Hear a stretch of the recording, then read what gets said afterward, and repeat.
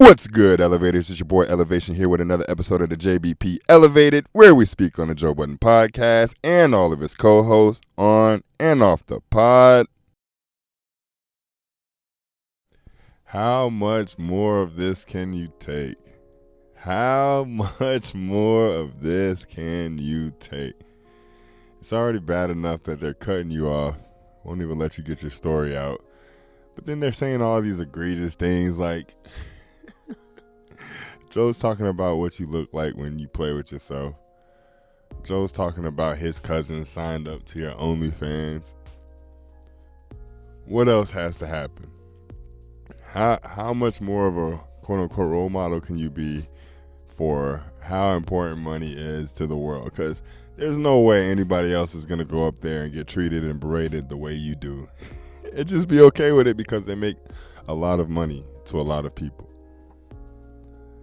Melissa was trying to get her conference story out, and how are you clowning on a journalist going to a journalist conference? Because yes, y'all are considered journalists based off of the podcast, especially as popular as this podcast is.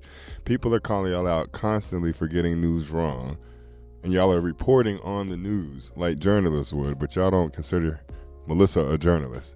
At least that's how it seemed when she was speaking about this conference. But anyway, she can't even tell us what actually happened at the conference because each one of the co-hosts outside of Ish and Ice had to get their jokes off. And Ish chimes in too, and Ice does with the laughing, but they weren't getting on her like everybody else was. What do you have to do to earn some respect up there? It's getting bad. Every single one of the Patreon comments is speaking about the treatment of Melissa. But we can only do so much as the voice of the audience because Melissa's not trying to defend herself in this regard. Whenever we bring up how they can't take jokes, none of the fellas can take jokes, we always hype up Melissa in this regard. So I don't know if that's telling her that she has to succumb to all these sexual jokes, succumb to answering all these questions about her sexual proclivities. Or if that's just how she's built. But we praise her for being able to take the jokes, but as a result of her taking these jokes, they're just getting harsher and more personal, and they're getting more intrusive with every go around. We always speak about how Flip is enamored and infatuated with Melissa, but nobody ever really speaks about Joe. I did early on, but because it seemed like Flip went OD with it, we started focusing on him more. But Joe is the worst with it. I get it. Melissa Ford is a beautiful woman. She's gorgeous.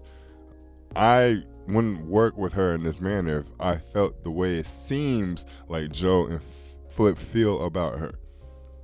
And a lot of people are mentioning how Joe and Flip treat Imani as a direct result of the relations that Imani and Melissa had. And if that's the case, that's crazy. But I don't even know what she's supposed to do at this point outside of just continue to endure the bullshit that's being aimed in her direction. Because if you're Melissa and you actually want to say something, I would just say it on my own podcast at this point. Just go up there, be the pretty face on the JVP and take all the bullshit. Because that's what's happening and that's what she's doing. That doesn't mean it's not getting worse. It's getting worse. It's getting worse. Flip has altered his whole style to revolve around Melissa. Whenever he speaks openly, it's him talking about Melissa or trying to dig into something that Melissa's doing. Whenever a guest is up there, whenever they're speaking on a serious topic, Flip might have one thing to say. He might interject one time. But when Melissa's the topic, he got everything to say. He'll take over the conversation. And then Joe will constantly say, we need to stop dogpiling Melissa, and then immediately go in on Melissa. I get it. She brings the engagement out. Every time you post a video with Melissa or have a segment with Melissa, she does numbers. Every platform sees that. I used to just think it was attributed to Ish, but Melissa has that same pull too. Go look at what she just did for Nick Cannon. So I get it. You have to find a way to engage with her. But that doesn't mean it has to be in this manner. Why can't we, because gender war is clearly a thing, it doesn't have to be a thing, but we make it as such, why can't we just have conversations about normal things that we do from the perspective of a man and the perspective of a woman. It could be something as simple as taking out the trash.